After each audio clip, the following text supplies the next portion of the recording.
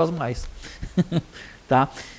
Mas tem uma diferença, e aí tu puxa o lado para a questão eleitoral, Henrique. Eu acho que tem uma diferença, sim, entre, e aí tu colocou várias críticas, tá? E eu quero te colocar assim, quando a gente parte para o grosso do eleitorado, é muito diferente tu dizer e fazer uma crítica, por exemplo, à privatização da transposição do Rio São Francisco ou a privatização de presídios. Mas é muito diferente. As pessoas pegam isso e interpretam isso de maneira totalmente diferente, as duas coisas. Mas foi só um exemplo, presídio, pracinha pública, iluminação pública. Não, mas aí é que tá. Poste de luz está sendo privatizado. Mas é isso que eu estou dizendo, mas é isso que eu estou dizendo. É isso que eu estou dizendo.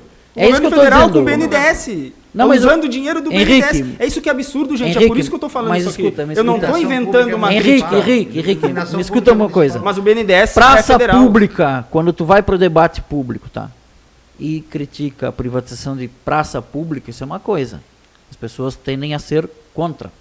Quando tu fala em privatização de presídio, querendo ou não, achando errado ou certo, depende de que público as a gente está pessoas falando, tendem né? a achar certo. Porque privatizar presídio significa transformar em negócio a privação de liberdade das pessoas. Num país que já encarcera pra caramba. Mas é isso que eu tô falando. Aí tu tem que fazer essa segunda ação que tu não precisa fazer lá quando o debate é se privatizar a praça pública. Sim. É totalmente diferente as duas coisas, entendeu? Mas entende que é um problema. Tu precisa fazer um segundo ponto. Claro. Tá? Por exemplo, nos Estados Unidos... Então, é por isso que eu estou te colocando. Quando tu coloca a questão do preço dos alimentos nu e cru, fica aparecendo, quando tu coloca nu e cru assim, eu estou fazendo só um contraponto à tua fala, fazendo aqui um papel de, como se diz no popular, advogado do diabo.